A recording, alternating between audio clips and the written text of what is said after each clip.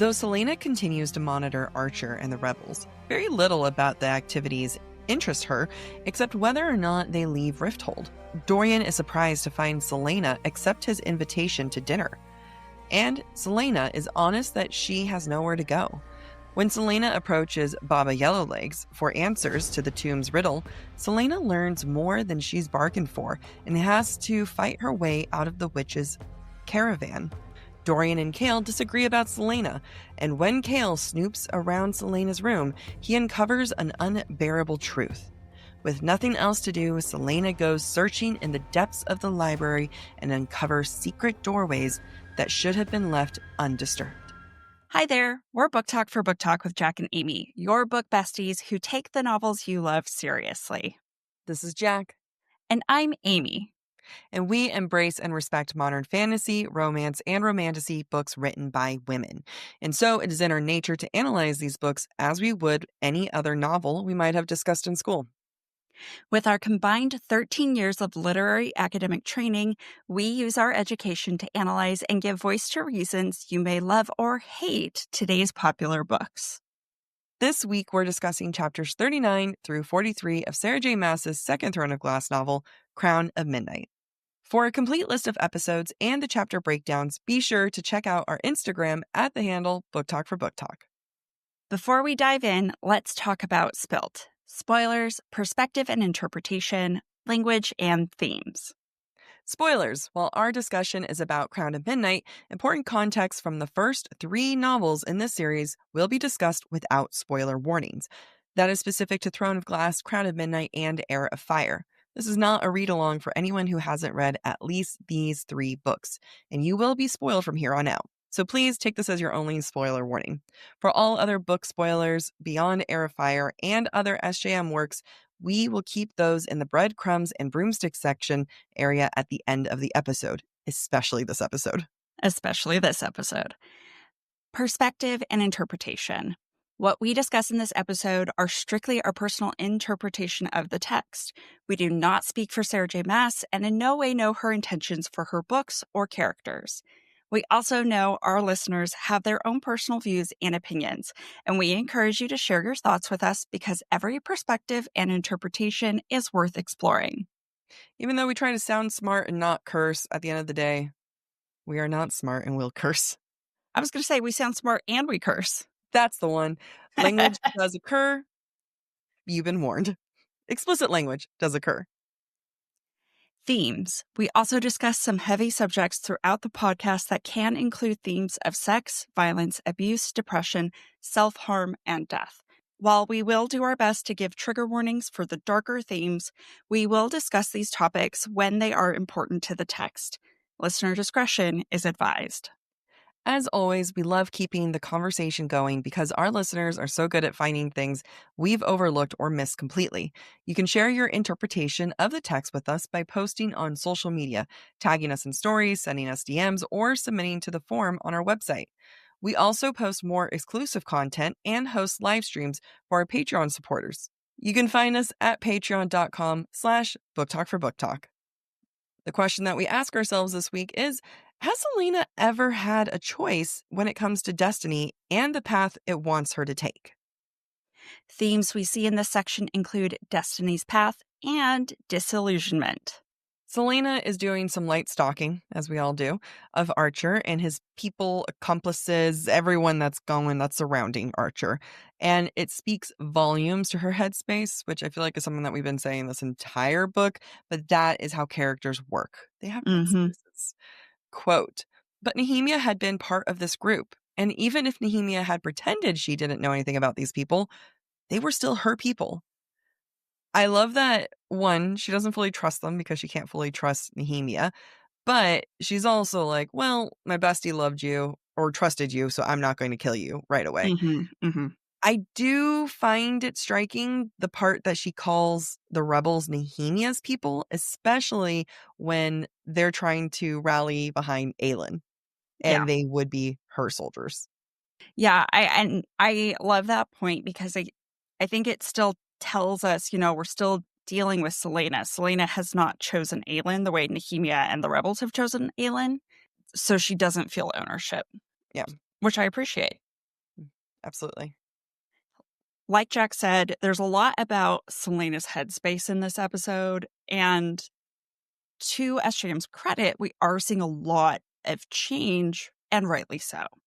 Celaena is going through the motions right now because she is still grieving. Quote, and honestly, there was a part of her that wondered whether she should just kill them all and toss their heads at the king's feet. Now, it is a nice little bit of foreshadowing for what happens to Archer, but we're also reminded about the darker side of Celaena and her mindset, especially what we saw in last week's episode. She's still in mourning. She's wrestling with morality right now as she's going through the stages of grief because honestly, doing the immoral thing, killing them all, is way easier than, putting up with people's shit. Yeah. And she's choosing the non-easy route. Good for her. Good for her. More people need to do that and not kill. Yeah. We get some more foreshadowing, especially with certain characters that we're going to see in future books.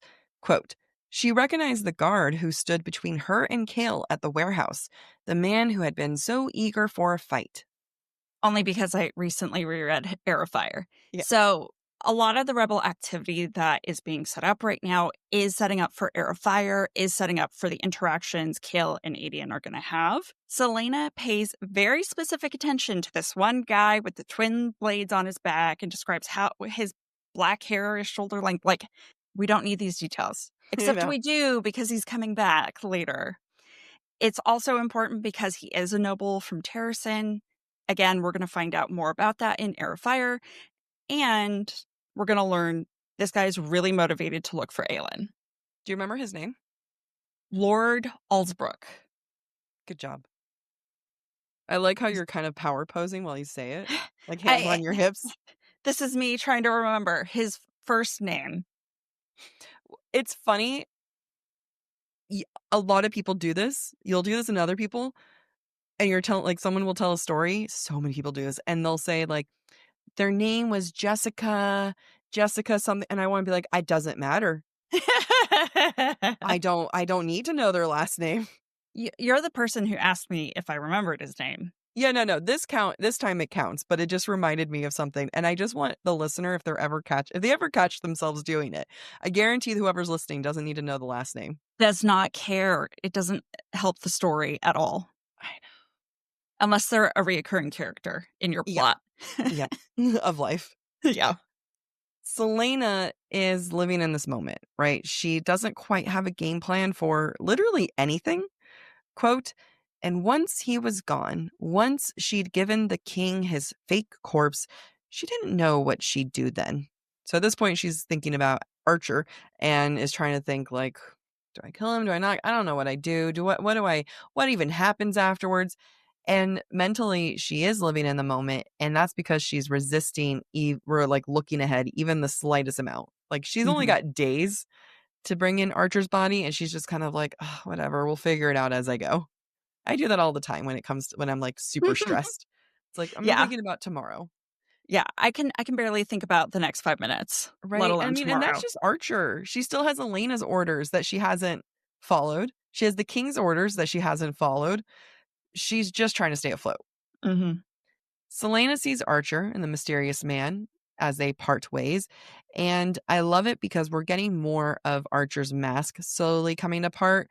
And these are just little things that SJM does to prepare the reader to be like, actually, Archer's shit. Quote, the young man paused at the bottom of the steps, turning to give Archer a particularly vulgar gesture. Even from this distance, Celaena could see the smile that Archer gave the man. There was nothing kind in it. So we're getting more about Archer, right? He said something that pissed this other guy off so much, and Archer chooses to smile and be a dick about things. And, like the charm is gone from him. And honestly, is that not Celaena right now? Yeah. There's that ruthlessness under the facade, the charming facade, because they're both desperate to get away from their current situations in their lives. And we've talked about that before, where Celaena and Archer are mirrors of each other. And quite frankly, I might argue that Celaena's desire to kill Archer and be done with it is a reflection of her own feelings toward herself. So Her Mm. kind of pacificity right now towards Archer is how she feels about herself and her life, too. I love that. Ooh. Thank you. As the scene ends, Celaena, quote, wished she'd been close enough to hear what they'd said, that being Archer and the mystery guy, to understand what this was all about. Before, she would have trailed the young stranger to seek out the answers. But that was before. Now she didn't particularly care. It was hard to care, she realized as she started the trek back to the castle. Incredibly hard to care when you didn't have anyone left to care about. Mm. Again, a reminder of where Celaena is mentally, because she's going to shift by the end of this episode. That she goes through a lot of things. It's kind of a roller coaster when you stop to think about it, but none of it is unearned, in my Yeah. opinion. Celaena is not a character I read and I'm like, God, I don't understand how she got to this feeling. No, I Mhm. understand how she got to this feeling. Yep. So everything she's going through, this despondency, the lack of purpose to live, it feels very real to me. You know, recovering from loss, grief, it's not Mhm. a straight line. And I think SJM conveys that pretty well for Celaena. I agree. There isn't really a lot to analyze in these chapters. You're going to notice this, hopefully, not hopefully, probably a short episode. But I do feel like in these last chapters of this book, SJM really flexes some beautiful imagery. And I'm Mhm. just going to highlight them as I go. Quote, last night, even from the distance at the moonlit grave, she'd seen the still healing cuts on his cheek. She didn't know whether they filled her with satisfaction or guilt. I love that she's thinking back on Chaol's cheek and the scars and the marks that she left on him, but that the fact that it's underneath moonlight, which we keep talking about representing truth, but also very much representing the Fae, especially since she was there to perform the ritual that was popular with the Fae. And it just kind of emphasized that these marks that she left on him are very animalistic and kind of emphasizes her fayness. Mhm. Something she's been trying to hide, and Yeah. the moonlight reveals truth. Yep. Although it is funny because I posted a clip from one of our episodes, Amy, where you defend Rowan for punching her Oh, in the face. yeah. The amount of overwhelming people were like, it's different for Faye, and they're both warriors. And he did warn her, and Since having re-listened to Heir of Fire, I am now more on your side. My defense of Rowan occurred before I reread Heir of Fire. there were If some that people makes you being feel like, better. I'd say there were still people who were on my side of being like, hey, it just never sat right with me, you know? Mhm, And mhm. then but it is shocking how many people were like, "They are both warriors, they are both fae," and Yeah, I'll be interested to see how we feel when because right now, I'm not willing to defend Rowan, so we'll see if yeah. I switch back when Y we get into Heir of Fire. my feelings are so easily hurt, like, I can't like, being punched in the face, even Yeah, though if that's it's fair. not me, but it's about I love how I'm like, "My feelings are hurt, if you punch me in the face, my feelings are gonna be hurt." No! I'd be distraught and pressing charges. Also Yeah, not a fae warrior. yeah, yeah. We all have strengths. I Being a like to fae think warrior is not mine. I like to think that if Emma tried to punch me, I'd be like, "Oh, good job." Just because of like, "You're so Yeah, strong." honestly, I think you'd be confused about what was happening and what just happened, and then being like, "Babe, I almost felt that." She is strong. Yeah, no. I'm It's okay, she doesn't listen to the podcast. It's yeah. I mean, there's plenty of friends that I feel like I wouldn't be threatened by their punch, Mhm. that I'm like, I wouldn't be too concerned about it. It's not just her. There's other people. Okay, so at this point, Celaena goes to visit Dorian because she's just like, "I have no one. And I don't have anyone to take care of, and the one person who is still in my life, sort of, I treated like shit." So she goes to hang out with Dorian. She goes to visit Dorian in his room and gets to see his room for the very first time. Quote, she expected grandeur and elegance, but Dorian's tower was, well, cozy was a good way to describe it. A bit shabby, too. There was a faded tapestry, a soot stained fireplace, a moderate sized four-poster bed, a desk heaped with papers by the window, and books. Stacks and mountains and towers and columns of books. They covered every surface, every bit of space along the walls. This is not who Celaena knows Dorian as, and Hmm. not who the reader knows Dorian as. If you were to tell me this playboy guy who's used to hooking up with whatever women he wants, now I'm like, well, he doesn't take them to his room, not like Nope. this. Nope. Like that we're finding out so much about Dorian, and it's going to give, again, not just her a new perspective, but the reader a new perspective about who he is. It's going to really humanize him, and it makes me realize just how much of a surface level interpretation, not just interpretation, interaction that we had with Dorian up until this point, because we keep being in Celaena's point of view. And even when we are in Dorian's point of view, it's not this vulnerable situation here, like his Yeah, bedroom. exactly. It's actually dawning on me. This is symbolically a very vulnerable moment for Dorian, Hmm. right? For him to be like, you shunned me, but I'm still going to open up my inner sanctum, my bedroom, a place Yep. I don't allow even servants to clean. Yeah. I'm going to allow you to come here. That's actually a huge risk on his part. Oh, yeah. He's taken a chance on her for sure. Yeah. Now, last week we talked about humor and its symbolism in Celaena's recovery, and we see it again here. Quote, she hadn't realized how much she missed that sound being Dorian's laugh. Not just his laugh, but her own too. Any laugh, really.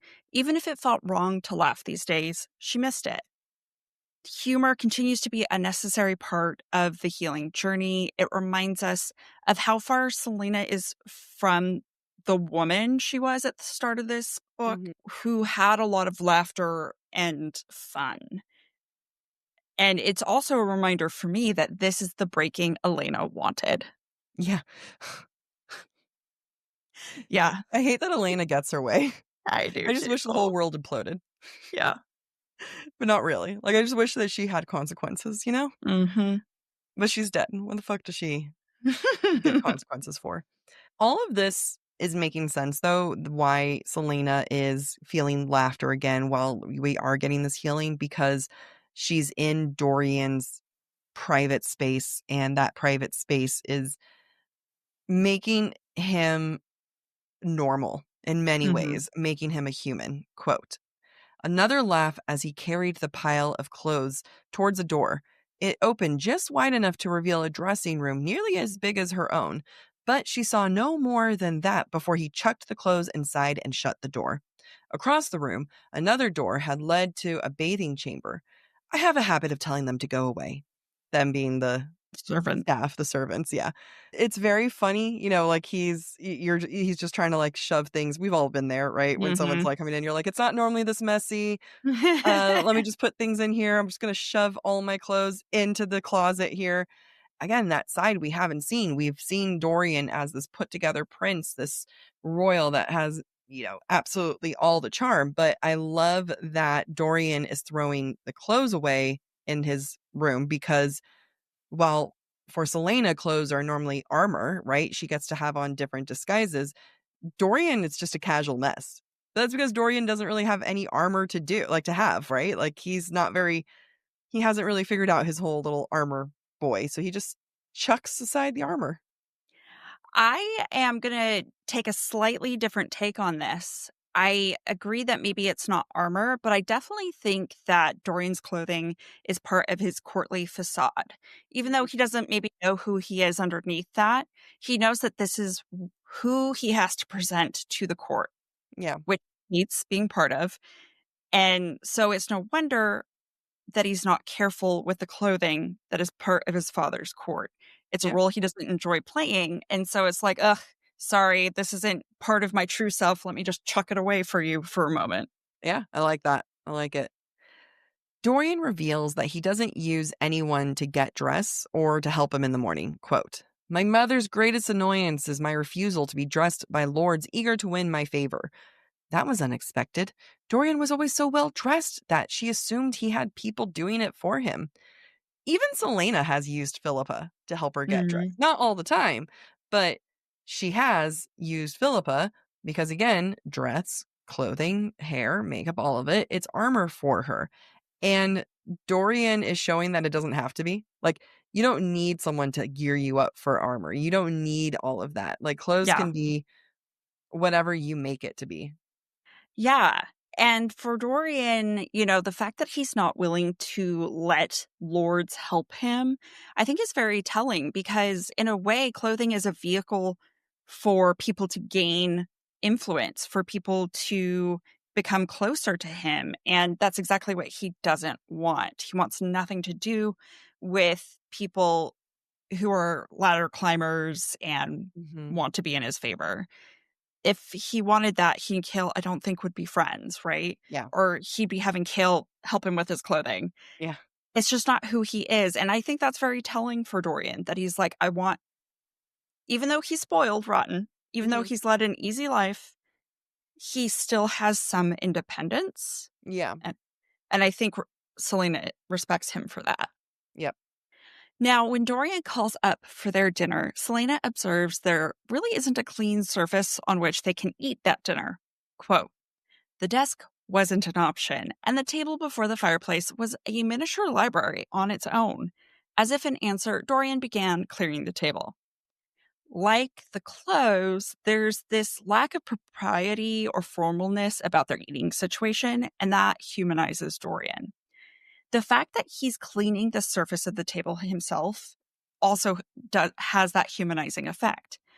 I think this is ultimately why Celaena is so honest with Dorian when he asks why she's joined him for dinner. This is Mhm. when she responds, I have nowhere else to go. Obviously, his body language helps too. He's not facing her, so that honestly, he's giving her permission to lie if she wants to. He's not seeing her facial reactions, and he's giving her, in my mind, he's giving her space to Yeah. decide, right? This is a safe space for him. He's going to make it a safe space for her. If I go one step further, because this is me being in my head, if I was in this situation, like, didn't think I was going to be coming here, did you? Otherwise, you would have cleaned this a lot sooner. What I like about that, either Dorian's lazy or I think he understood Mhm. that if you come or don't come, that's fine. I'm giving you an opportunity to have space to process what you're feeling. Yeah. And to his surprise, Celaena opted in rather than opted out.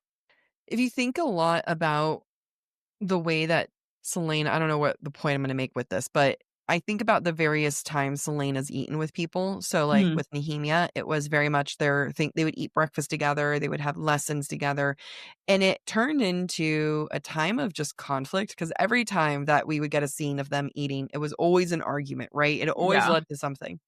And then we have Celaena and Chaol, where we have their romantic dinner, which ended up with them getting together, and that Yeah. was very much kind of, like, performative in many ways, right? Like, she was trying to make it perfect for him. Yeah. And now we have this moment where Dorian is trying to set it up for Celaena, and I think what's interesting about this one is that, like, all the other times Nehemia would have breakfast at Celaena's room, and then Chaol and Celaena ate where Celaena designated, and now Mhm. here she is eating she's having to go somewhere else for food, right? Mhm. Someone else for that power, if food is power type of thing. Yeah. Yeah. I think it's a great point. Thank you. Okay. So I've said, like we said before, there's a lot of growth from Dorian, a lot of character growth. And we had to point out how much of a brat he was in book one in order to continue that character growth. Because look at this guy now. Quote, Dorian nodded, looking at her with kindness she couldn't understand. Then you'll always have a place here. This is so different than book one or like early book one Dorian. Like that Mhm. guy is not this guy. And before anyone says anything, we are seeing the true him. Like, people might be like, this was him the whole time. Yeah, probably, but I also don't think so entirely. Like he had to be stripped down of a lot of emotions and not being able to be picked first and then having to put himself in a vulnerable place to still offer space to her. Like that's growth. That's a lot of growth. I think so too. I think that for the first time, he is thinking outside himself because he didn't really think outside himself in Throne of Glass, the first novel. Between Celaena pushing him away and Hemia's death, and then his own discovery of his magic. Yeah. He's starting to have empathy for other people in a way he was never forced to before. And so I don't think this was always in Dorian. I think Dorian understood that this was something he has to develop if he Yeah. wants to have friends. But his empathy only goes to her because, boy, when it goes to Chaol, it's going to be a Honestly. different fucking thing. Yeah. But it makes sense, though, that we are seeing this honest version of him and Celaena seeing this honest version of him because we're in his room, Yeah. stripped Exactly. down court Dorian. Not clothing, but But also emotional. stripped clothing from his floor because the clothing was removed. Fair. So now we're in Dorian's perspective, and he realizes, like, just how alone Celaena is because he's not even insulted when she Mm. was like, "I have nowhere else to go." Quote, "It wasn't an insult, not the way she said it. And now that she was dozing on his couch, the clock having recently chimed two, he wondered what was keeping her from going back to her own rooms." This is so painful for me because it reminds me at the start of this book where Celaena was always falling asleep in Chaol's room. She was laying down in Chaol's room.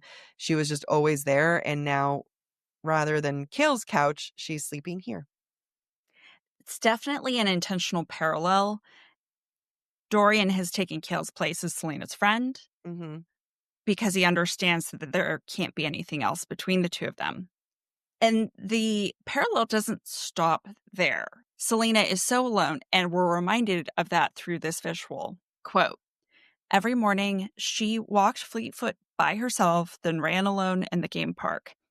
Even the girls who had once lined the garden pathways waiting for Chaol had stopped showing up." This is another part of Celaena's breaking that is captured in the absence of Nehemia and Chaol in her normal routines. This was such an regular part of her routine that we saw multiple times at the start of this book that its absence is glaring, but it only gets like 2 sentences on the page. Yeah, it's so sad. Mhm. So even though we're sitting here being like, wow, Dorian's grown. He's such a developed character. Sweet summer child. We aren't even done with book 2 and we have so many more books to come. Yeah. And that means that he is not going to be perfect. He's not even like as soon as we're done developing one side, we're going to get this other side that you're like, "Ooh, you really going to need help with that one." Mhm. Dorian's tension and frustration and dislike of Chaol is only growing more. And that is character development. That is Mhm. developing not great, but we have now, I feel like, in these chapters, getting an outright he doesn't like his friend type of Mhm. confirmation or concluding of like building up essentially. Quote, "But these new scars might go deeper." At this point, he's talking about Celaena. Quote, "But these new scars might go deeper. The pain of losing Nehemia and the different, but perhaps just as agonizing loss of Chaol. An awful part of him was glad she cut out Chaol. He hated himself for it." Yeah, I can almost be like, hear people be like, but he doesn't like that he doesn't like Chaol. It's setting it up for the break between the two. Like Yeah. Dorian and Chaol are going to have their own break in the friendship, and that's not going to come out of nowhere. So Mhm. let us point these out because when they do break, it's going to be a wow, SJ has been building this up for a long time, Yeah. arguably ever since book 1. Yeah. And why is that necessary? It's necessary so that they can both keep secrets from each other, Mhm. especially in Heir of Fire. Mhm. So it all has purpose. All of it. Chapter 40 starts, and Celaena decides that the best person for her to talk to is Baba Yellowlegs. Desperate times. Although Mhm. it is quite useful. And Celaena decides she's going to be like really sneaky about it, and she's going to dress up in a brown tunic and put her hair down. No one will ever know who she is. Uh-uh. Like, I mean, she even says, quote, "But she couldn't help but savor the feeling of anonymity." Did I say that right? No. Anonymity. Anonymity. There you go. Anonymity. that feeling of blending in with the carnival workers, these people who had the dust of 100 kingdoms on their clothes, to have that sort of freedom to see the world bit by bit, to travel each and every road, her chest tightened. She really wants to leave. Like, she wants to Mhm. not be a part of anything.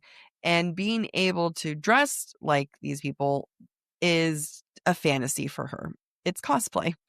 And not only because she can't travel, and also, like, this cosplay for her is like someone who could travel, but also, like, they don't have to live with consequences. So, Mhm. again, clothing is armor for her. It's also disguise. However, now we can see it as a fantasy. It is also representative of the complacency that Celaena has desired for a long time, right? That's what the anonymity is. It's the not doing anything about her destiny that Nehemia and Alina have robbed from Celaena. I have to ask whether Celaena would feel this way if her parents had lived, they had never died, she had still grown up a princess. Would she still have longed for anonymity, or is this purely a product of what has happened to her? I think you're just showing off saying that you can say that word. I was Said it not. twice already. Like, someone's fancy over there. It's a Yeah. rhetorical question. Oh, shh. No, Put if you that want to down. answer it, I was Some trying shit answering. I'm opening my mouth to answer. That was a rhetorical question. You can shut the fuck up. I was giving you an opportunity to pass it if you didn't want to answer No, it. I was happy. I was just caught on the fact that you can say anonymity. I was so close. Yeah, no, I mean, I think there's always gonna be angst, right? Like, if she was a Yeah. princess, she would wanna be, like, long to not be a princess. If she was a one of these carnival goers, they would long Mhm. to be a princess, you know what I mean? Yeah. Grass is always greener. I will say anywhere where she is in fact greener right now. So, Mhm. it's not normally I would be like, "Ah, the grass is always greener." We all look in comparison is the thief of joy. Literally, she could be anyone else, and it would be a better life than her. Yeah. Yep, yep. Celaena and Baba, I was like, do I call her Yellowlegs or just Baba? So Celaena and Baba are talking, and Baba Yellowlegs invites her inside the wagon. And this is after Baba tells her, like, yo, I know Dorian's secrets. And so Celena's like, interesting, interesting. So, like, how much money? Quote, Celaena studied the black wagon, swiftly braiding her hair back. One door, no back exit, no signs of trick panels, no way out, and plenty of warning in case someone came in. She checked her weapons. Two long daggers, a knife in her boot, the three of Philippa's deadly hairpins. More than enough. She's, like, not even trying. Like, who starts, like, braiding her hair for battle, Yeah, I see like. her in my mind, just, like, feeling for my weapons. Okay, Yeah, I'm right? ready. Like, her hair is down, and so she's, like, saying, "So where's her hair?" So she's, like, having to readjust these deadly hairpins in her hair while she Yeah. can braid it back, and then she's like, "Interesting," while patting herself down, be like, "So tell me more about this Yeah. place, this secret." "Oh, don't mind me, I just like touching my thighs and knowing Yeah. where things are on my body." Wanted to But make it sure I had my keys to the castle. Right? Like, gotta get back inside. It's so embarrassing every time I have to have someone bring me in. But it can also really tell you where she's going with this conversation. Like, she's going in there knowing only one of them is coming out. Yep, absolutely. I don't know if you know this, Baba is the word for dad in Mandarin. So every so I you can't just say Baba to me, otherwise I'm like, I "Please say think it's Baba Yellowlegs." also. Oh, no, I was thinking babushka. Okay, yellow legs, I'll add it. I was gonna say, doesn't it mean grandma somewhere? I don't think so. I think Okay. it's Arabic, but I think Arabic also calls like a young child calls their father Baba. So before we move on from Celaena's hair, I do want to say that Celaena coming with her hair down is very intentional, right? You see this in cinema as well. Having the hair down has this feeling of youth, innocence, naivety. And so the fact that Selena's like, well, shit, now I got to braid my hair instead of just tying it back. A, okay, the innocence didn't work out for her, but also B, she doesn't really care Like, Yeah. she's not checking to see if Yellowlegs notices. She's just like, I gotta do this. This is They- important. She's like, we both know we're going in here to fight. Yeah. Now, the descriptions in the narrative are warning us that Baba Yellowlegs is bad. And I say that because I definitely thought she was meant to be comedic relief the first time I read Crown of Midnight. I still think she's comedic relief. Also that. Funny, evil comedic, but... I didn't know that she was going to try and kill Celaena. Oh. I will say, that is one that I always keep forgetting, that Baba Yellowlegs did try to kill her. That is Yeah. always one where I'm like, really? I thought they walked away as friends. SJM does give us clues otherwise. Quote, the reek from the woman's mouth was like carrion and stale smoke. What else tends to reek? Basically everything that is evil, like Cain, the Ritterak, everything. Bodies. Outside people. Else, yeah. What else happens? Quote, a chill wind blew from within the caravan, sliding along Celaena's neck. Now, what else tends to have a chill wind? That is Dorian's magic. That chill wind is giving a heads up that magic is involved, at least within the caravan. And Elena, it's very true. If nothing else, it's just ominous. Mm-hmm. Celaena senses this. But like she has time and time again, she diminishes the signs of evil so she doesn't psych herself out. Quote, tacky, cheap carnival tricks, Celaena told herself again and again, her breath clouding in the chill air inside the wagon. None of it was real. If Celena's telling herself it's not real, you best believe that it is real. Just Right. saying. She's like, it's not real as she's gripping her knife. Ah! More beautiful imagery comes back into play here.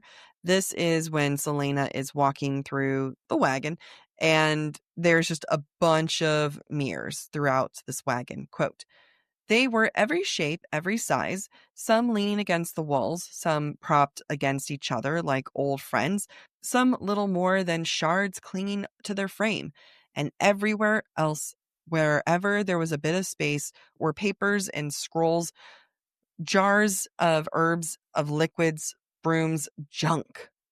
A couple of things here. I'm going to get into more about the mirrors later.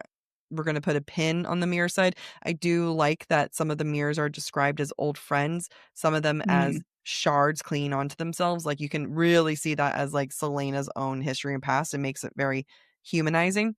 But I also love the contradiction that we went from Dorian's cozy, messy room to Baba Yellowlegs' messy wagon.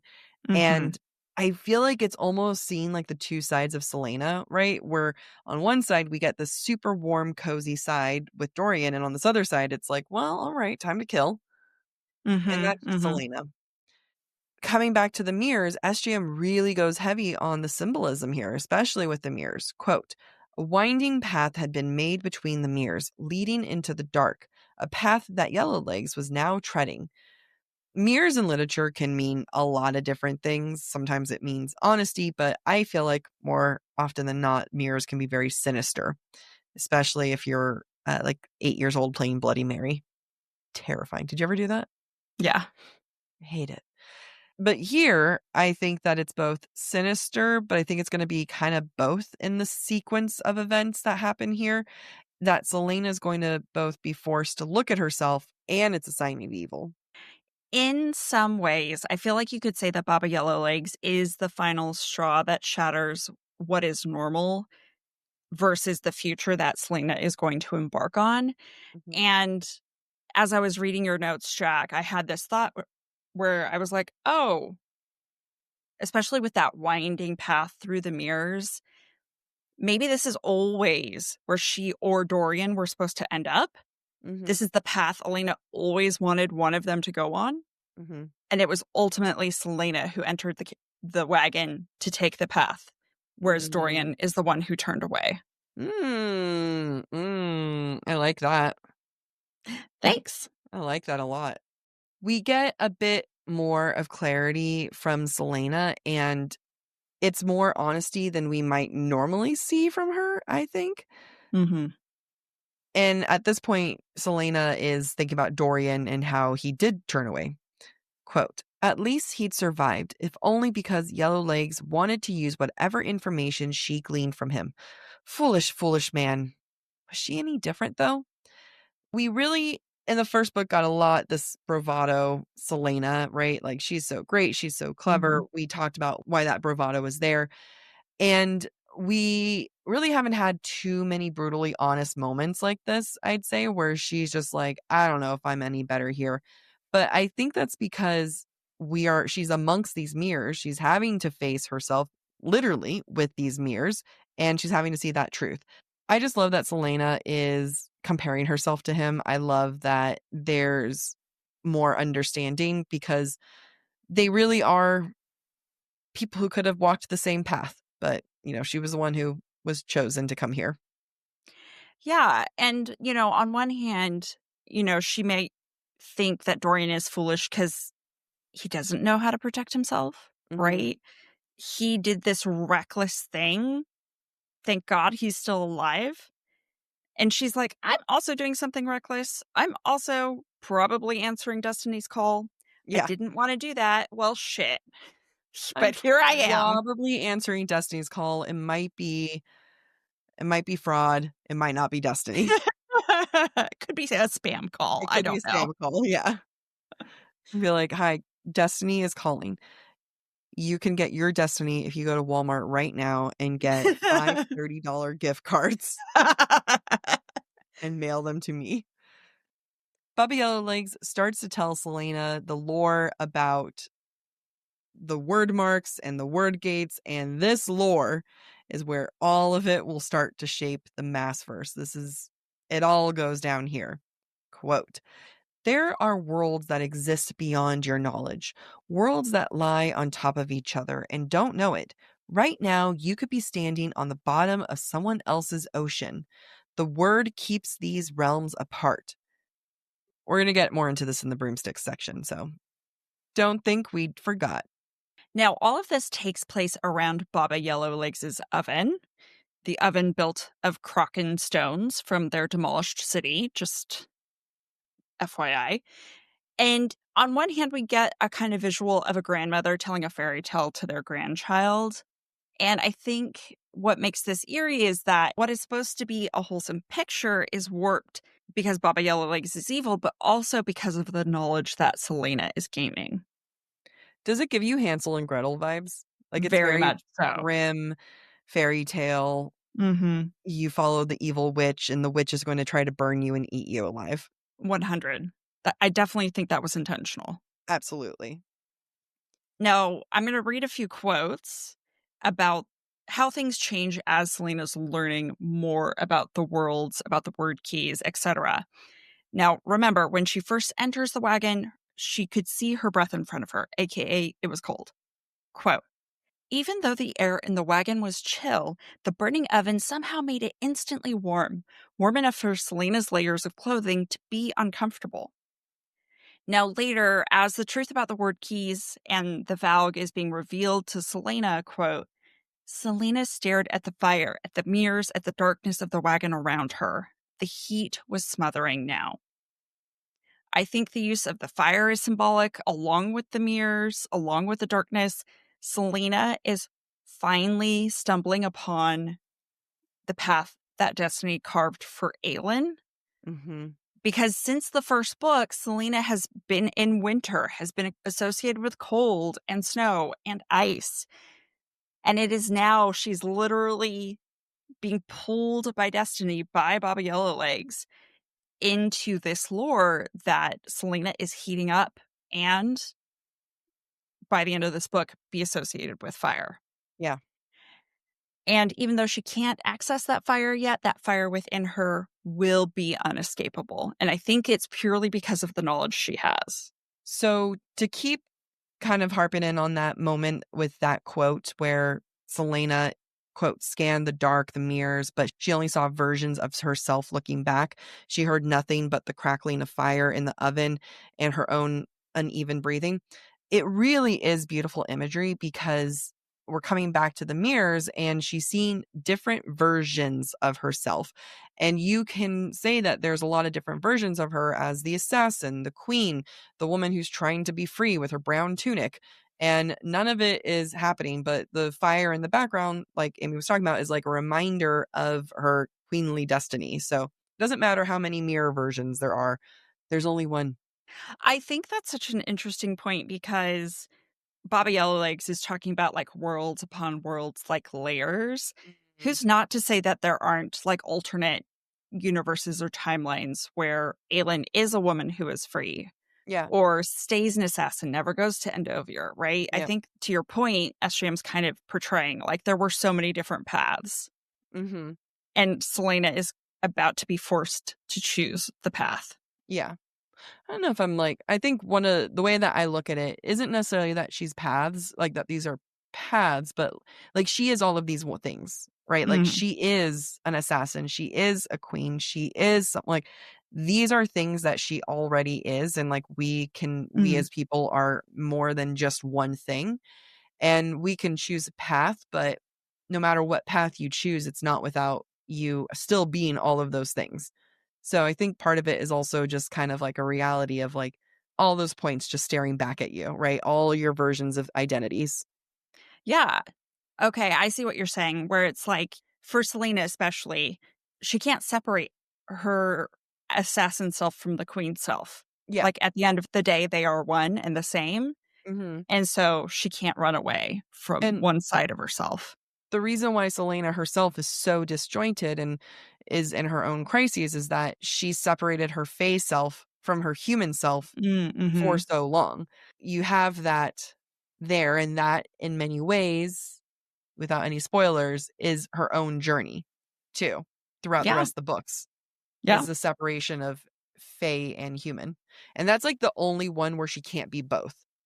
yeah, yeah, I think that's a great point.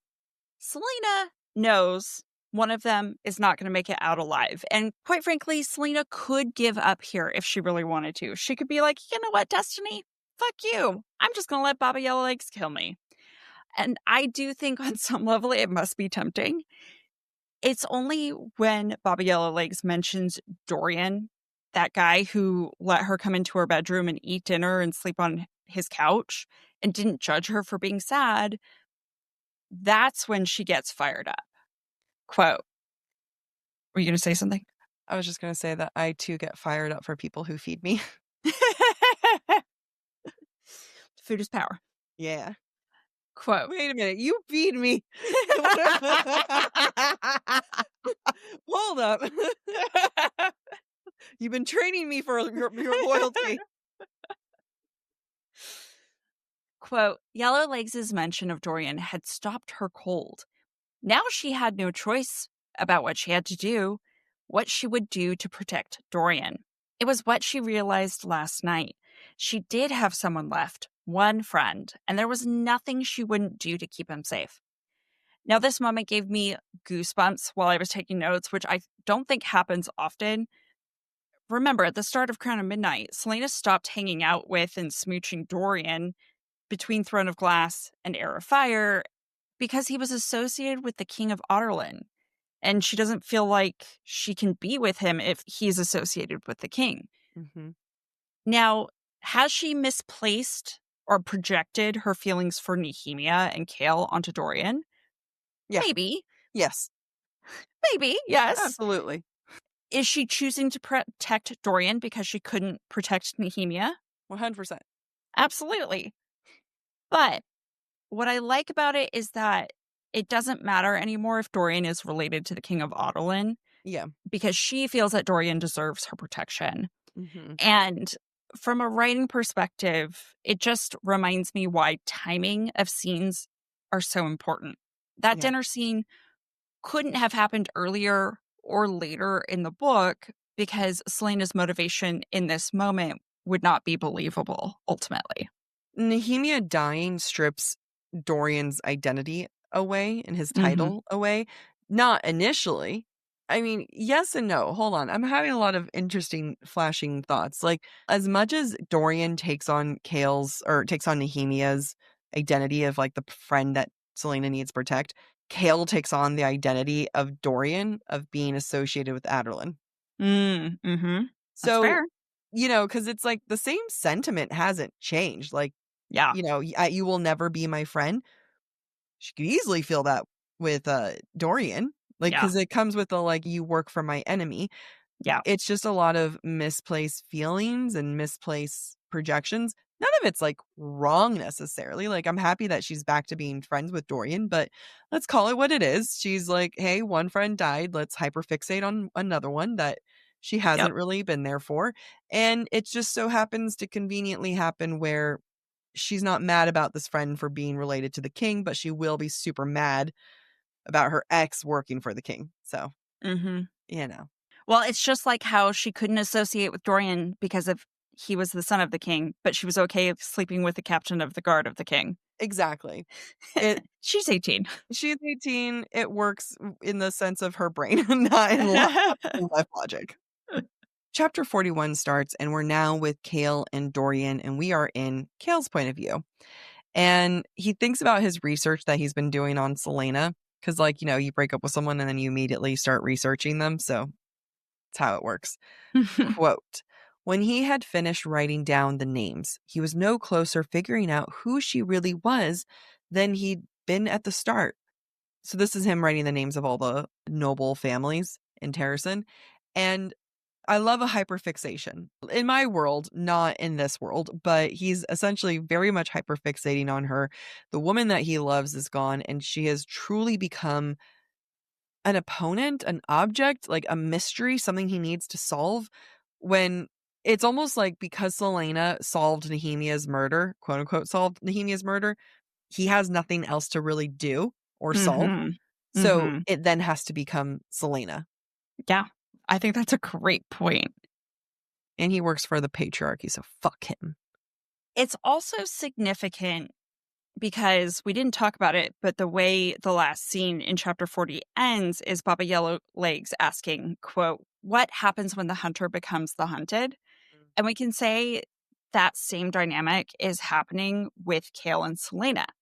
Celaena is currently being hunted by a witch, but also by the man that is supposed to love her, right? She's Yeah. normally the one doing the hunting. Now he is hunting her. And I don't think it's insignificant that Chaol is being tied to Baba Yellowlegs right now because of the conversation that's about to happen between him and Dorian. I don't think we're supposed to hate Chaol necessarily, but I do think we're supposed to see that he's lost his way, that his loyalty has been misplaced and has led him to this place that isn't that great. Mhm. And he's going to come to realize it himself, but he needs to be pushed. Yeah. And when he does realize it, the emotions are intense. And he's also just so not aware of like of his own emotions in general. Mhm. He doesn't understand what he's feeling because initially he's happy that Celaena is going to Dorian. He at first, even last episode, he was just thinking like, oh, I don't, at least she's laughing. I mean, Yeah. granted, it's Yeah. with him, but I'm happy. I I'm wish happy she has someone. yeah. But then we have this moment and he has these thoughts, quote, he'd heard that they had dinner and that she hadn't left his rooms until the middle of the night. Had it been a deliberate move on her part, something to throw in his face, make him ache just a bit more?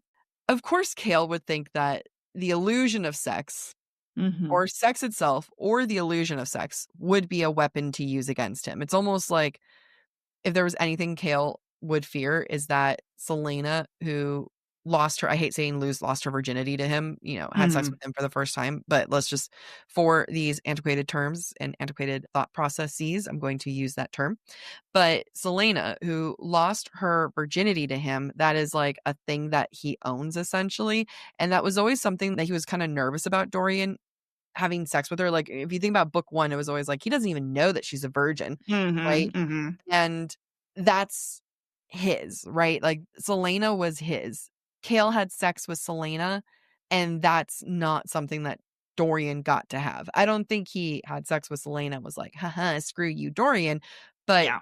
I think that this is definitely a sore subject with him.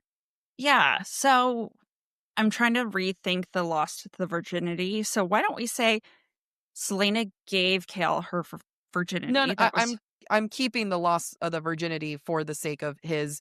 If Chaol is thinking these old-fashioned terms, I'm going to say old-fashioned terms type. That's Does that fair. make That's sense? fair. Yeah. Either way, he has claimed it, right? And he doesn't want to share sex with Celaena, with his best friend, right? Understandable. Well, both are hot. I don't understand it, actually. Like, no one wants their friend sleeping with the girl that they were hooking up, like, that he was in love with, right? Right. It just, he's only thinking about himself right now. Like, he's not even thinking about, "Hey, maybe she's super sad and just doesn't leave Dorian's room because she can't be in her own room because that's where she spent time with Nehemia." Right. Well, God also, forbid we use logic.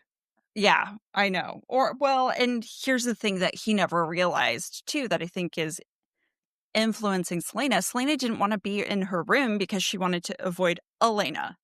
Yeah. Yeah. And so she can't avoid Elena by being in Chaol's room or Nehemia's room. So Dorian it is. Chaol, though, is trying to do the honorable thing. Sort of.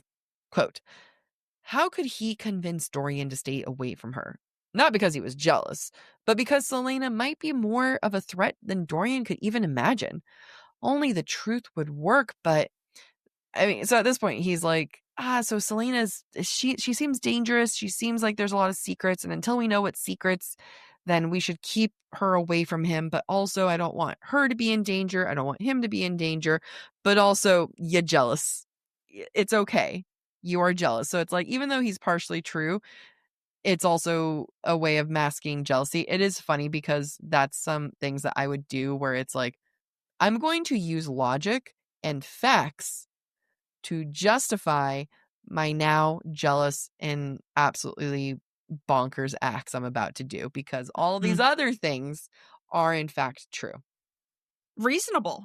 Thank you. 'Cause you've been a part of some of this bullshit too. Yeah. Now, is there an element of power dynamics going on here? I don't know. I would argue Chaol is feeling out of control right now. Like Jack said earlier, he doesn't have a murder to solve. Celaena already solved it. He can't tell his best friend what to do, and he can't tell his ex-lover what to do. So what is he going to do? He's just going to try to drive them apart, which unfortunately, you could argue his actions lead to Heir of Fire, which leads to even bigger consequences Yeah.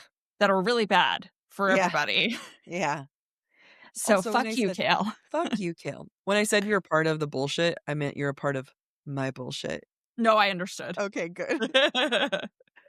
I am going to read a pretty long quote and I'm going to split it into two parts. Just know that this is actually one streamlined conversation. Mm-hmm. Dorian says, quote, "You think I'm blind?" Dorian asked, his gaze a frozen ice blue.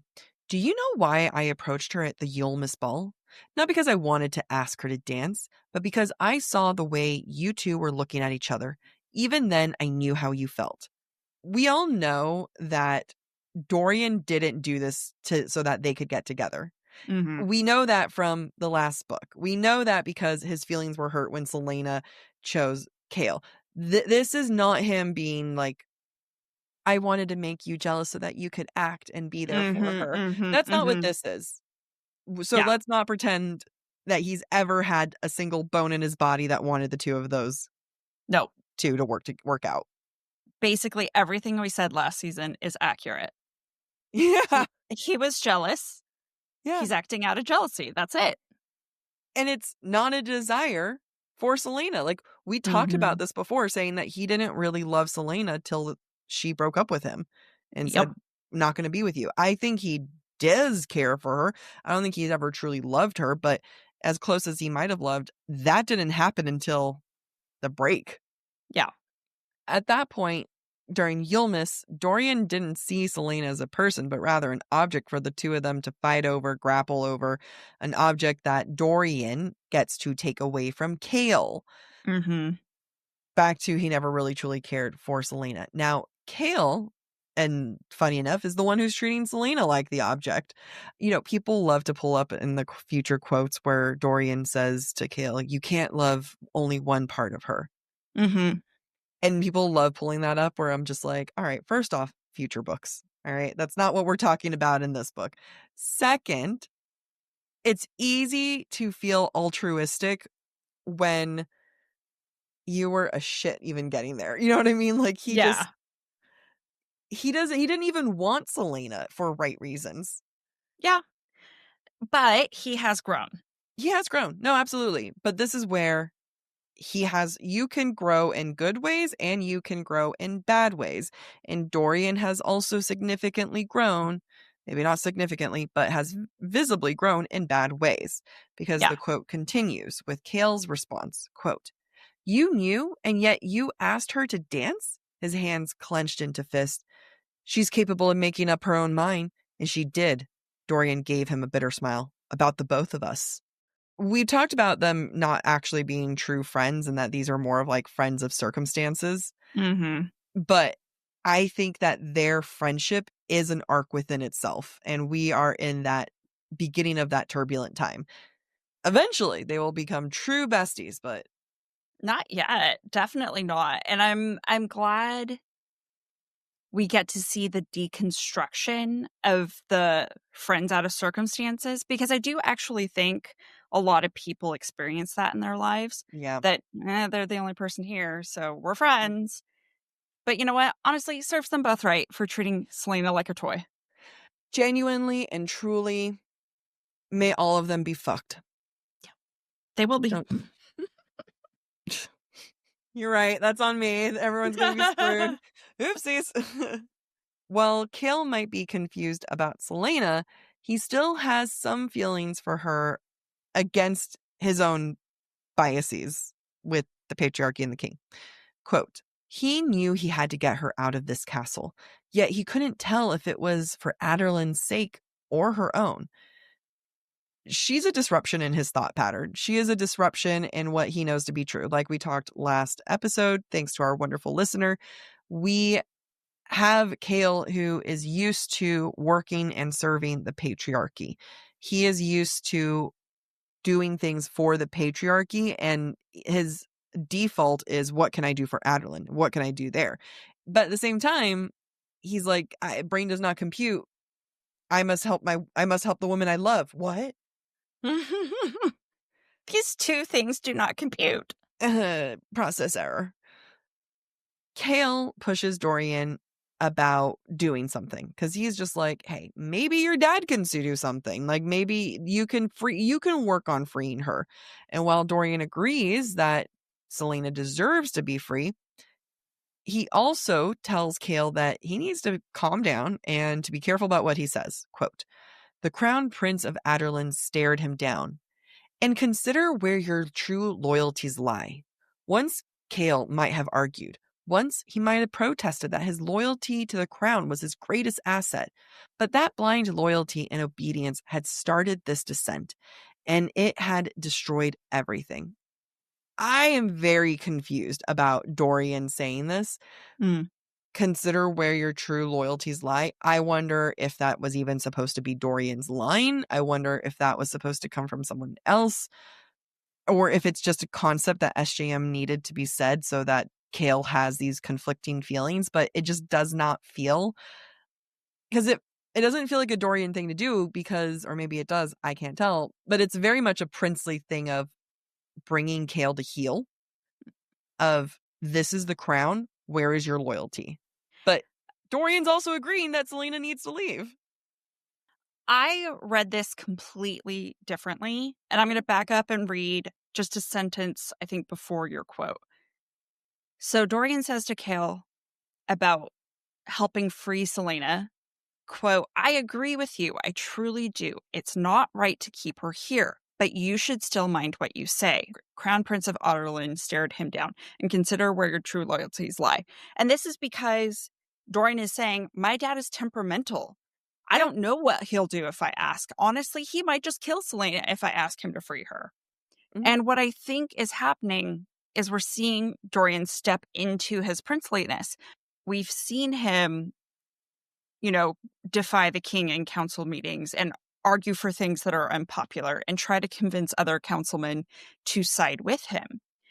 And so the use of the Crown Prince of Arlen instead of the name Dorian is significant because I think he's finally kind of stepping up to the plate, just like he was challenged to do at the beginning. And to me, it wasn't really about telling Chaol, don't forget you serve the crown. It was more like, pick a side. You're either on Team Dorian Celaena or you're on Team King of Arlen. That's how I read it. I could understand that if there was ever a team Dorian Celaena. Not like I'm not saying that there isn't a team Dorian Celaena. Like I know the concept in general, but it feels like there was never a true here's the other side you can represent. Mm. Like it was always a concept of, well, we should help Celaena. I mean, even at the beginning of like in the first book, it turned into, does this feel right? Should she be here? What Mm-hmm. happens if she leaves? Like it was always been this like theory of Celaena of what happens to her, but it was never a concrete thing of like there's loyalty to be had there. It does feel Yeah. like Dorian's like because Dorian can't do anything to his dad because his dad is volatile and could kill anyone, just by the fact that he asks him not to. To me, it does feel like Dorian lashing out at Chaol of Yeah. being able to throw at least some things around to him. Yeah, I think that's fair. I think Dorian has a lot of pent up anger towards Chaol, right? And so he's acting on that. I guess I made an assumption that maybe the way Celaena feels about Dorian and needing to protect him, Dorian also established the night before of just like, wow, she's really alone. And I feel really bad about that. Just because she kicked Chaol out of her life and I'm happy about it doesn't mean I'm also against. I don't know. For me, it was more like we're on this side. Be careful about what you say. Don't get her in trouble. Figure your shit out, dude. That's kind of how I took it. If that's what SJM wanted us to go for, then she would need to take out the I knew you liked her and I danced with her. He would need to take out the I'm happy that she carved Chaol out. Like there's just a lot of things leading up to that moment that Mm. makes it more bitter. And that's why I interpret it as being bitter. If her intention was to kind of be what you're saying, which I could see that, where if she was like, if Dorian's message is like, hey, we're in this together, she's our girl, we're gonna try to get her out, sure, then don't give me a buildup of Dorian constantly resenting Chaol. Yeah. I guess one more thing and then I'll drop it. But the fact that Dorian's like, look, I tried to take her from you, didn't work. But you know what? She chose neither of us. So I guess we're both at rock bottom together. I do not take it as that. I I mean, yeah, I guess like yeah, I still don't see that as like a Okay, that's fair. no, but it's like I see what you're saying, but I don't see that as being like a hey, we both suck, like she hates us both or anything like that. That's funny. They do ultimately, they have a friend breakup. So it Yeah, makes yeah. I sense. mean, I don't think That that if there's a right or a wrong, Mhm. then SJM needed to clarify that more.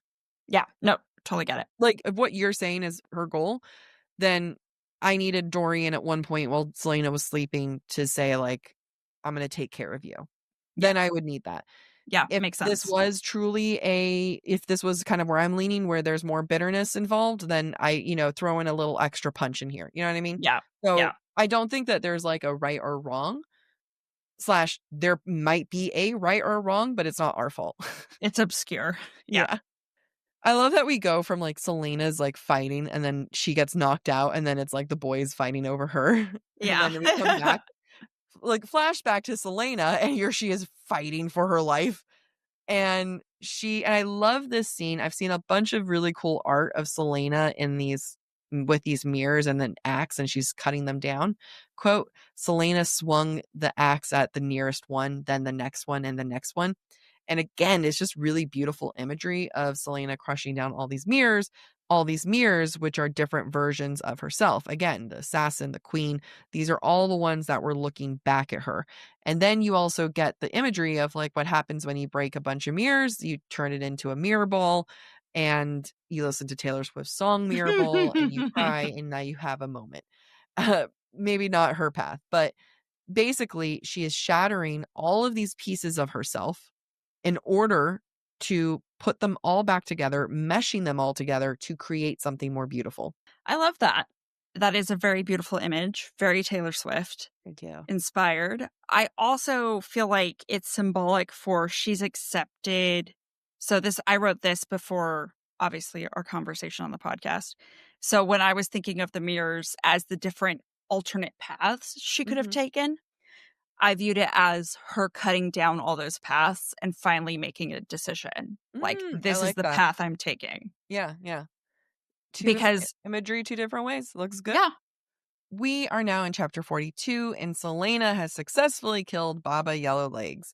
So she goes down to the tomb to celebrate now, just to get more information, and she shows Mort the necklace of her marks, the quote unquote necklace, and that's like her Mhm. Baba's hands around her throat. Although I like that she calls it a necklace. And Mort tells her, quote, "You understand that you may have just landed yourself in a heap of trouble." A lot of foreshadowing. If you know, you Mhm. know. But I want to point out that this reminds me of the scars, of the bite marks of the Ritterak, of how other characters often point out the scars that she Mhm. always has. Like people really refer all of her scars, and it just keeps adding up. It does. And if you think about it, the scars represent a fork in the road Hmm. and a path that she ended up taking. Like, she ended up in Endovier and got these Yeah. scars, which allowed her to learn the Ilwe language and meet Dorian and Chaol. And then she had the bite from the Ritterak because, destiny. And then these scars because of destiny. So much Yeah. destiny. Oh, Destiny scarring. Question. Can you point on your hand where you think the Ritterak scar is? She says hand, though. Does she say hand? I thought it was her forearm. I remember her always saying hand. Okay, then. It just I'm just saying, because in my mind, it was like here. And I was like, why is that the small, like the thumb, but the squishy part between the thumb and forefinger? And I'm like, is that the smallest little jaw ever? I Like, know. That's why I thought it was the forearm that because I makes more sense. But she's described it as like like scars on her hand before. And then so I'm like, is it like a little tiny bite? I thought the hand scar was from when she slammed her hand in the door for Arobin. That's a different hand scar. Okay. But she could have been talking about that one. And I just assumed it was The Ritterak. the Ritterak. I hope it was her arm because, again, what I always imagine was this little tiny bite right there. And I was like, Ritterak wasn't that threatening, was it? Why didn't you just kick it?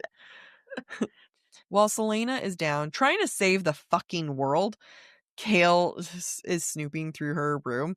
And it's such an invasion of privacy. And Mhm. he's just like, he wants to see her so badly that he has to be like, I would normally never do this, and I Mhm. better do this before she comes over, because I Mhm. really don't wanna see my ex-girlfriend, who's so pretty and I miss her so much. Like, it's the most He wants to get caught. he wants to get caught, yeah. So while he's snooping, he sees that Celaena has been writing word marks everywhere. Quote, he might have turned away had he not seen the strange symbols written on everything, symbols that reminded him of the mark he'd seen burn on her forehead at the duel. He'd somehow forgotten about it in the months that had gone by. Maybe because he wanted to fuck her. Maybe he was distracted because of his feeling. And it's only a problem now because you know what? She's a threat.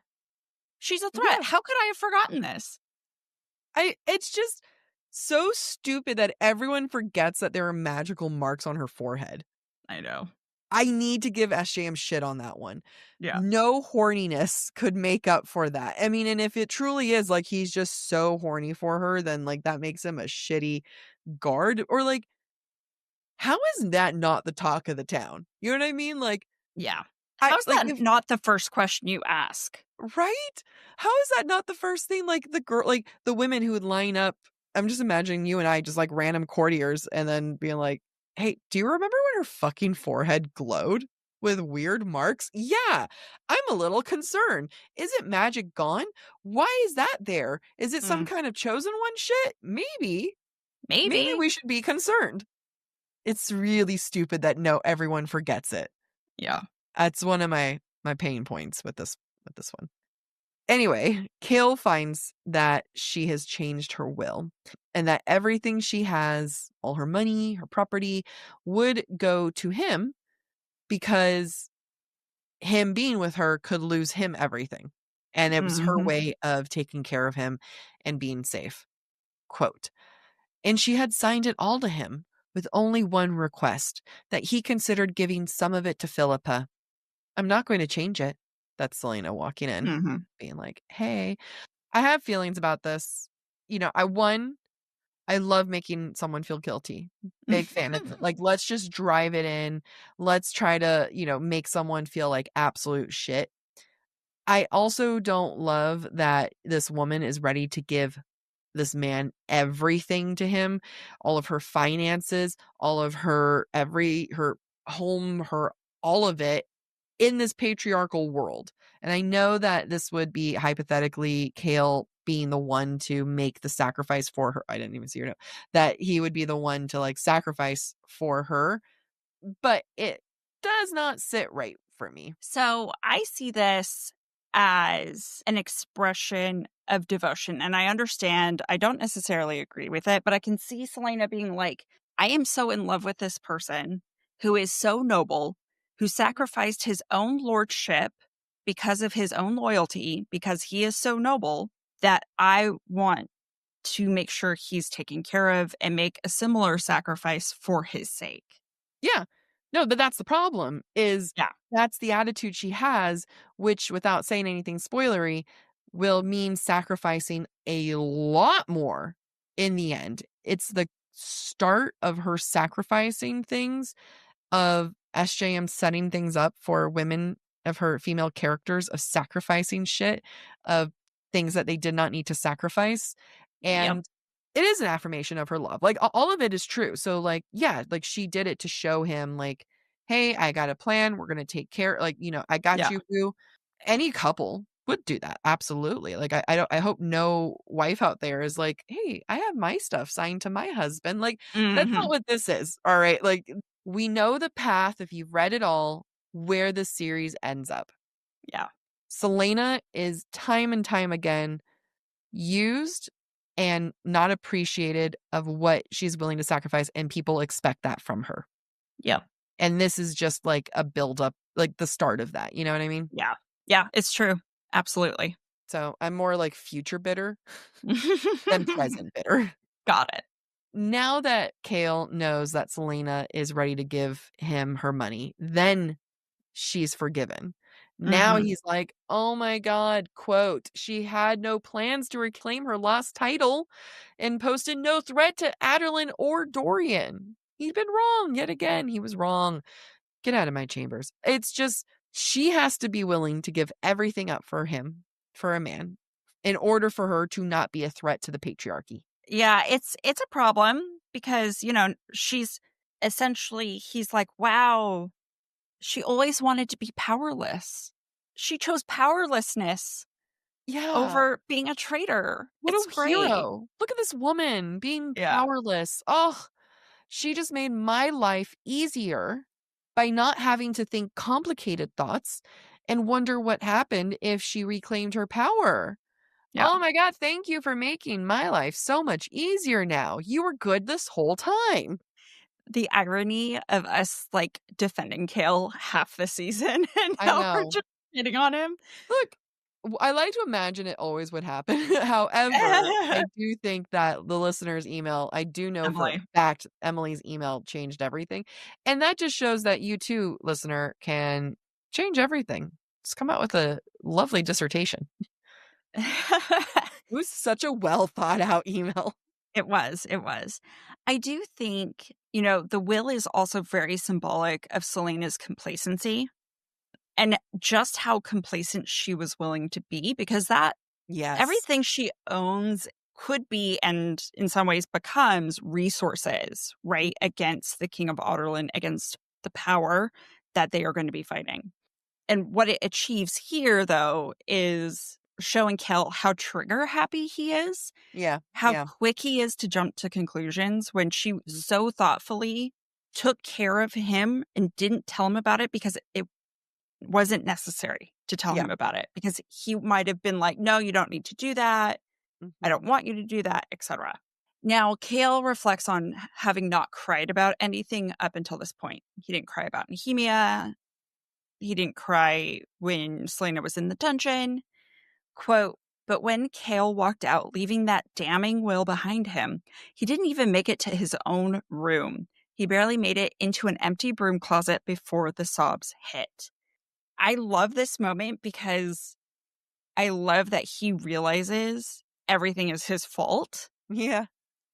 For a long time, I felt like his loyalty was because it was a sunk cost fallacy. He believed he had given everything up, so he had nothing but to be loyal, Yeah. which is what Celaena has proven otherwise. You didn't have to be loyal to him because I was going to take care of you. Yeah. And it's poetic that he cries in a broom closet, Your little sex closet. their little sex closet. And in some ways, he's mourning their relationship in a place that was quote unquote sacred. Little sex closet. Do you know what a crank is? No. Do I? A cry wank. Oh, Where you use your spear to lubricate yourself. I've never heard that before. He's gonna go in there and have a nice little crank. Sad. He deserves it. We are in chapter 43, and Celaena is grieving when Chaol leaves, but she chooses to not think about Chaol. And instead, she was like, nah, I'm going to think about the other one I lost, Nehemia. She specifically was like, I have a lot of feelings about him. I'm not going to think about that. I'm going to think about the other Yep. one. Because what makes it harder is that with someone who's dead, there's nothing you could do about it. Mm-mm. And if she were to think about Chaol a little bit more, I think it might be like she might be willing trying to work it out with him because he's alive and she doesn't want to lose any more people. Yeah. So let's not think about it and instead do this. Quote, instead, go to the piano. Quote, so Celaena just hovered at the pianoforte, tracing her fingers over the keys again and again and letting the silence devour her. Remember back in book 1 where she was playing the piano about Sam before she was caught, I think by Dorian? Mm-hmm. I feel bad because the piano really is representing death for her. It's just quiet and deadly and sad. Yeah. It holds a lot of emotion for her. Music holds a lot for her. Mhm. And I like to think it's because she learned when she was a princess and I she's only agree. lost a bunch of shit since then. I agree. Celaena at this point has learned how to unlock doors with word marks. And she's like, ooh, this is a great skill.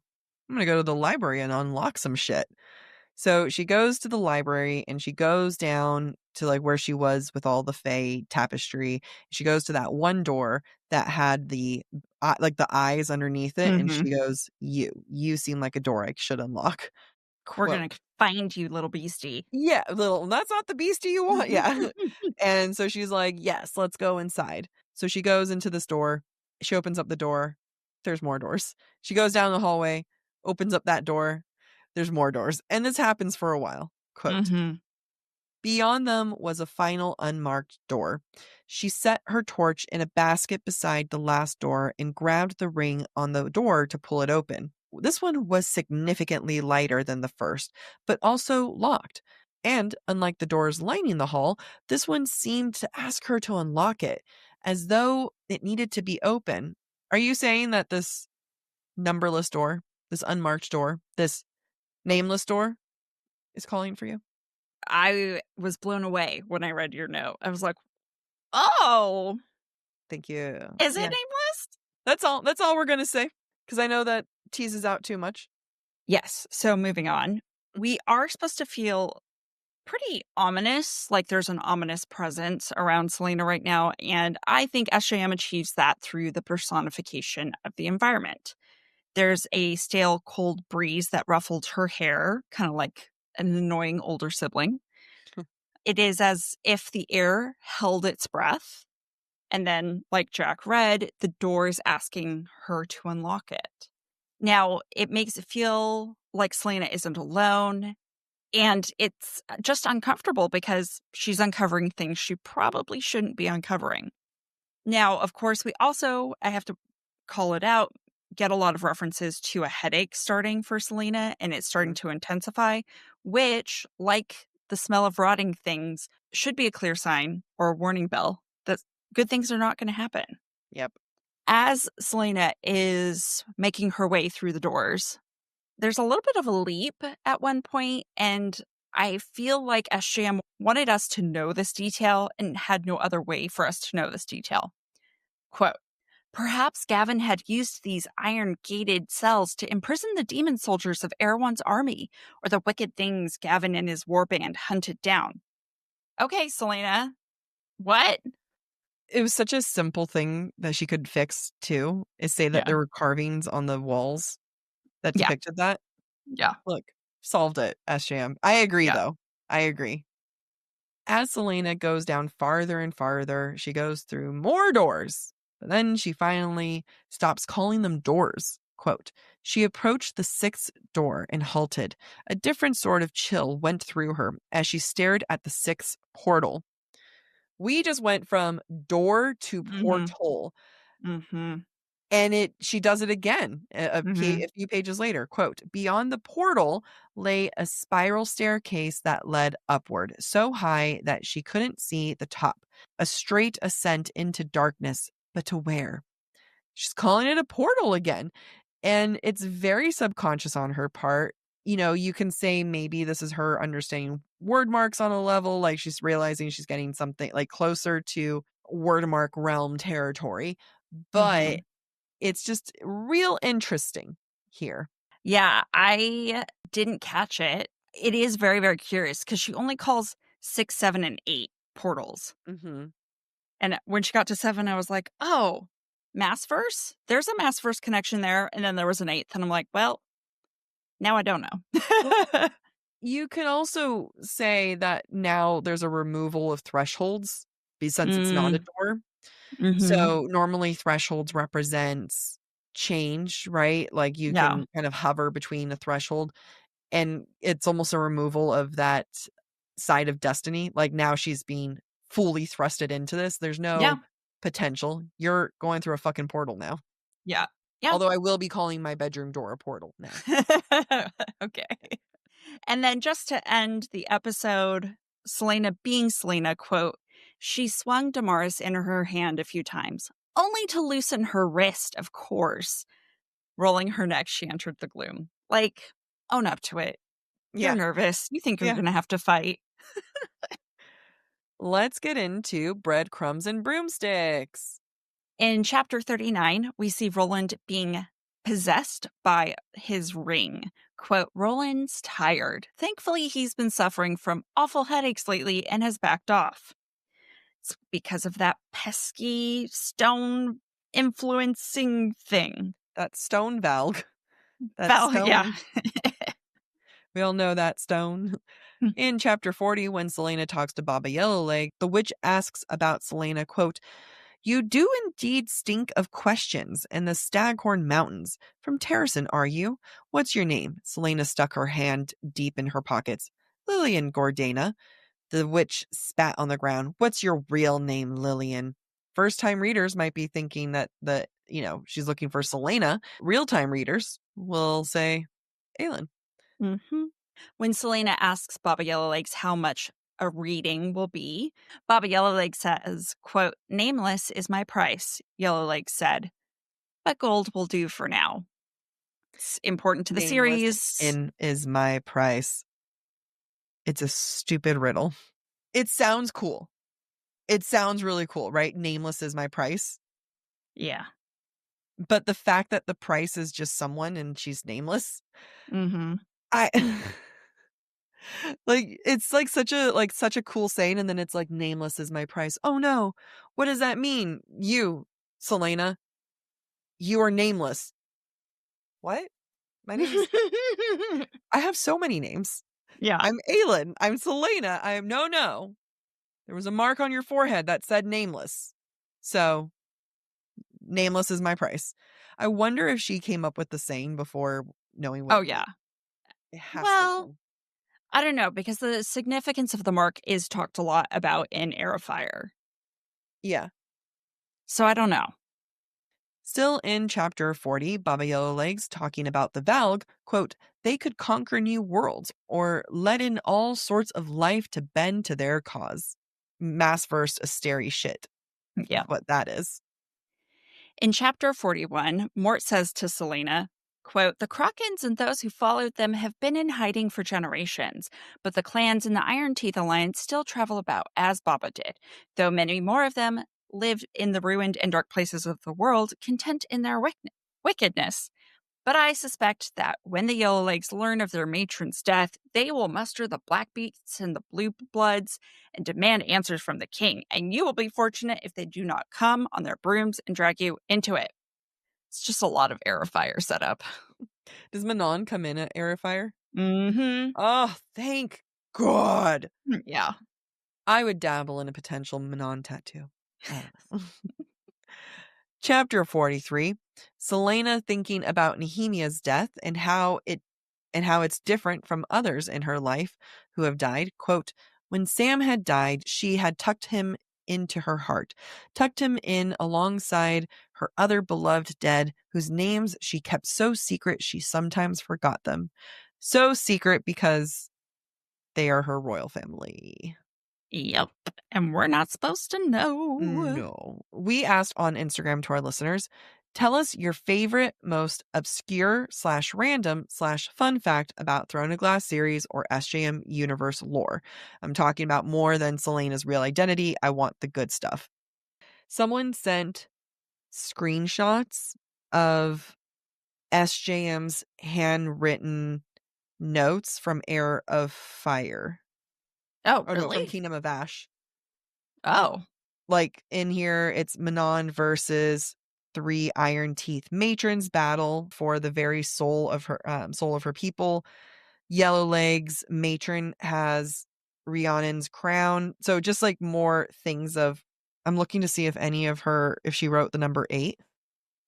SJM just posted this week of Akatar's 6. I'm on the 6 through 8 camp until I'm told otherwise. All right, what are you seeing? SJM wanted a more detailed love scene between Celaena and Chaol, but her editor wouldn't allow it, probably because it's That's classified as YA. I saw that and I was like, ooh, you know what? Fuck her editor. Because that's also another editor that SJM said that she wanted to do a threesome scene with With Nesta Cassian. Yeah. and Cassian and Azriel. And we didn't get that. That person's a bad human. Yeah. Yeah. That means SJM has it in her Yeah. head. Someone wrote, Elena is the villain. I said what I said. That's hilarious. Yeah, people, I'm like, I wanted the obscure facts. Some people think these are more theories than obscure facts. Okay, Lorcan becoming Lord Loken is just so funny to Mm-hmm. me. Yeah. Oh, the traitor in Silent Assassins Mm-hmm. is Lysandra's dad, I think. Yeah. Yeah. Yeah. Which is true. She does bring back some connections that are pretty good. I didn't realize how many red desert breadcrumbs we were going to get in this, which is one of the stories in Assassin's Blade. There's actually a lot of clues that go back to us, particularly that story of Assassin's Blade. Every time Celena's fighting is compared to a snake is Mhm. very specific to the moment she mastered the silent assassins training. Okay, okay, It really sticks with me because it was really a, like, full body chills moment of like, okay. "Oh, I see what you did, I SJM." refreshed myself on Assassins during Heir of Fire. I don't think you should do Assassin's Blade until after Heir of Fire. No, I mean in my refresher, like read Heir of Fire and then Oh, yeah. okay. So before we record Heir of Fire, make sure I'm Should you? No, I don't think you need to. all right. I'm like good because I have a lot of things. I got a lot of things I have. Yeah, Yeah, Oh, Yeah, you don't need to do Assassin's Blade before Heir of Fire. okay. Aelin would have been appalled that Rhys allowed the treatment of Illyrian women to persist. So, I mean, like, when Aelin falls through the world, she passes through Akatar to see Rhys and Feyre. Mhm. Yeah. A lot more theory. People set a lot more theories. Okay, here's one. Aelin's ruby ring ends up with Lydia in Crescent City. For Yep. whatever reason, I'm borderline convinced that it's a second ruby ring. Here's another theory, Holland being the king of Hybern. Oh, yeah, I like that theory. There's, like, a bunch of people who think that Caltaine is the cereal. Fleetfoot literally disappears for almost 4 whole books and then comes back at the end. Yeah, I Yeah. remember that. Yeah, we just, she doesn't need a dog. No, not at all. SJM tells us on page 31 of Throne of Glass that Celaena is Fae and has magic. Love it. She says something. I mean, I think we covered. There was a lot of clues Throne of in Glass? Throne of Glass, Yeah. early Throne of Glass, like the first chapters Yep. of just Fae, Fae, Fae, Fae. If you Yep. don't remember, go listen to our episodes there. All right, I got a question for you. Yes, I forgot you were asking it. Has Celaena ever had the choice when it comes to destiny and the path it wants her to take? So this is the funny thing about destiny, fate, God, that I sometimes have a hard time wrapping my head around, Hmm. especially especially in the religion I grew up in. They always talk about this thing called predestination. Like, you have free agency, but if you make the right choices, you're going to fulfill this aspect of like what you're destined to do. And I'm like, how can there be destiny and agency at the same time? Yeah. And, I think agency just delays destiny sometimes. Hmm. And I think that's what we're seeing here with Celaena. She's made choices to avoid her past. She's made choices to put off ultimately what is inevitable. The fact that the only way she could have avoided that path is if Dorian had taken it first. Yeah. But even then, Dorian ends up being integral to the end of the story. And so I don't think if Dorian had chosen to take the path first, Aelin would have been like unnecessary. I think that she would have still had a role to play. Yeah. In stories like this, it reaffirms to me the idea that it doesn't matter what you do, all paths converge to a single Mm. point at some Hmm. point or another. And maybe they split off Yeah. again, but to me, it's like a DNA structure. Actually, the helix doesn't touch, but I do think if you think of life as a straight line, I think Mm. that sometimes there are different paths and then they all come back together to touch and then more paths. And then Yeah. I think they're just like key beats. What is it called? There's a movie. What am I thinking of? I have no Or idea. maybe it was Loki, the show. Like a core moment Hmm. that's always going to happen. Yeah. It's going to drive me crazy what I'm referring to. Oh, no, it's Spider-Man. That's what it is. Anyway, you want to say something? Yeah. I like what you said that destiny is the lack of agency. I think the concept of destiny is very appealing to many people. Mhm. On some degrees, I also think destiny can be real in our own world too. You talk about you can you can do a bunch of things, but we kind of hit the beats, and those are the ones that Mhm. we were always going to come to. I love that quite a bit. What's hard about Selena's destiny is that, and we're in spoiler territory, is that it was always meant for her to be stripped of everything. Mhm. And I don't like her destiny. I don't like what it ultimately ends up, and that's her giving up her power. Mhm. I understand that there was a moment of Elena deciding who's it gonna be. Is it gonna be Celaena? Is it gonna be Dorian? My note to that is, and I know I will preface this, we hate J.K. Rowling. We do not stand with her. I do not support her. Don't buy her shit. Now I'm gonna go into the unfortunate facts, which is that she did a good job with Harry Potter. And I think about Neville and Harry and how both Mhm. of them could very easily have been the child that was summoned, but it was Voldemort who made that choice of what it would end up being. My thing with that, though, is I feel like that was better executed because like, these 2 babies were equal, you know? Yeah. Yeah. Celaena and Dorian were never equal. Yeah. It was never a choice, and that's Yeah. what it kinda comes down to. It's not like Elena had true, like, "Ah, what are my options? These 2 are so I can totally be either interchangeable." It was never going to be Dorian. It was always Yeah. gonna be Celaena, Yeah. and I think and I just don't like that it comes down to and I'm not gonna remember not Heir of Fire, Kingdom of Ash much, so you're very well, so you're gonna have to fill in the blanks for me. But I just remember there was, like, a vote of everyone going around. Does shit happen? Do we do everything pop off now? And everyone goes around, and it's essentially Celaena going in and starting the battle. It was like a final battle situation, and Mhm. everyone voted for it to happen now, except for Rowan. And then they asked Celaena, "What's your vote?" And she says, "It doesn't matter." And that's what her destiny is that none of it in her own choice, her own anything has ever mattered.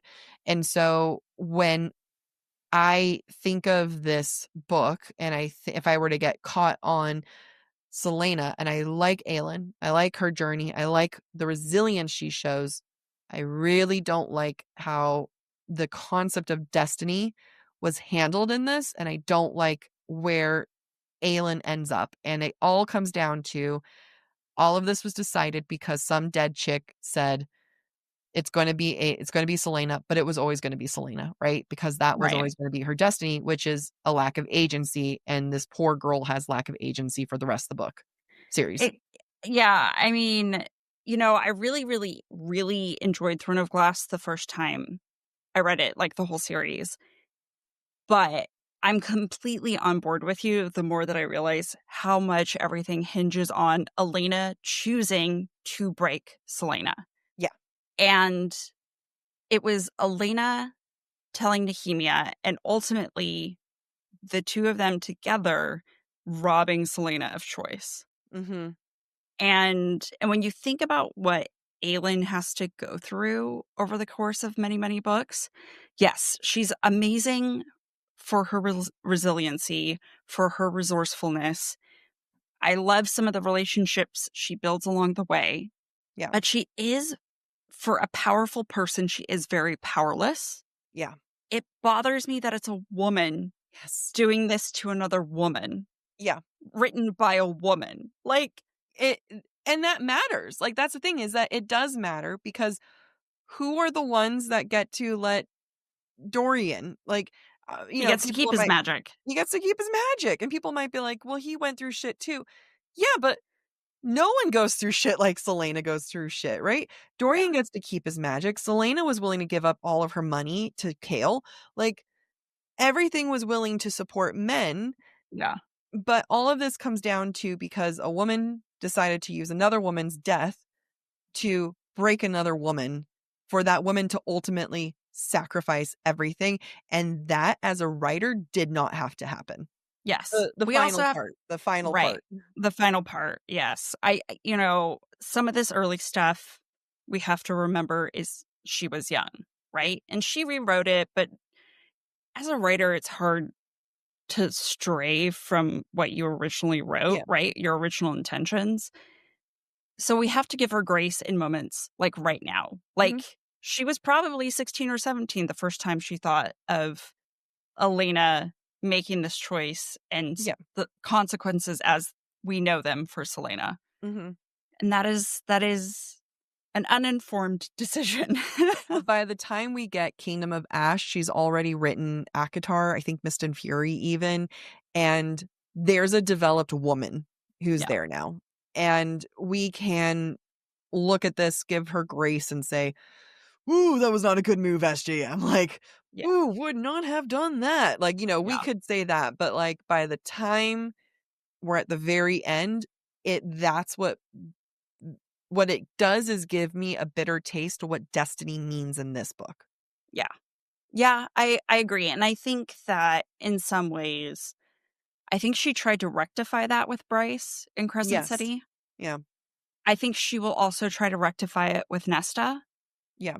She And tried to, sorry, but like because she didn't let Nesta give up all of her powers, there was a hint of her powers, but you had, I think she heard the complaints of being like, what the fuck?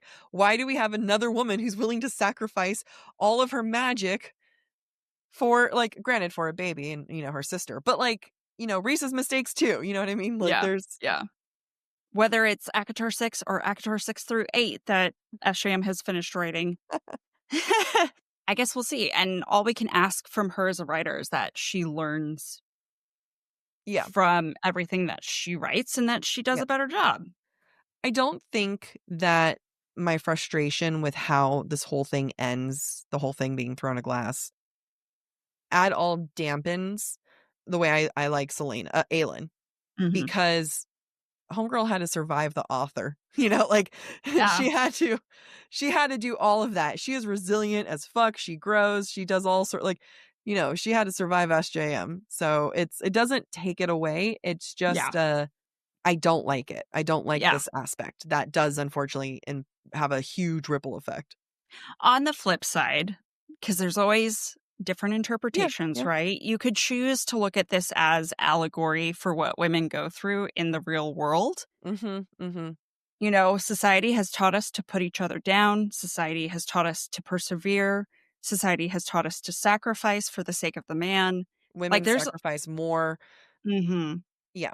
I think there's a lot that does reflect real life, and I think that is unintentional on SJM's part. I think that is the inherent misogyny that we all learn, and Yeah. that is reflected in this book. I've had conversations with other friends about this when it's like, why have a world, and we've talked about this too, right? Why have a world that has violence against women? You're a fantasy author, you can create anything.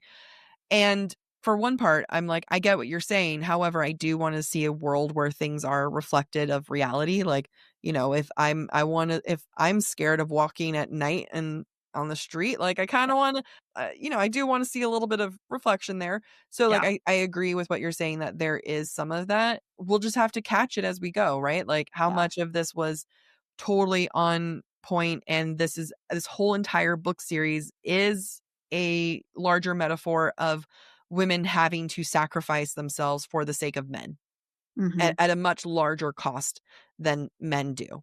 mhm, That could totally be it, and hopefully that's our takeaway is. But yeah, I think leaving room for it, leaving room. yeah, Until then, Destiny's a bitch in this yeah. part, but in real life, it's great.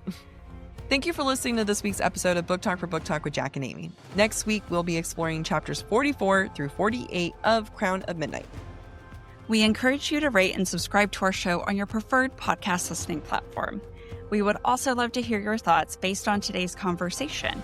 You can submit your comments to our forum at booktalkforbooktalk.com for a chance to have your feedback discussed during a future mini episode or on a Patreon exclusive episode. If you're enjoying the podcast, please visit our website, booktalkforbooktalk.com, to view our latest merch and learn about supporting the show through Patreon or Venmo. You can follow us on TikTok, Instagram, or YouTube at the handle Book Talk for Book Talk. Bye.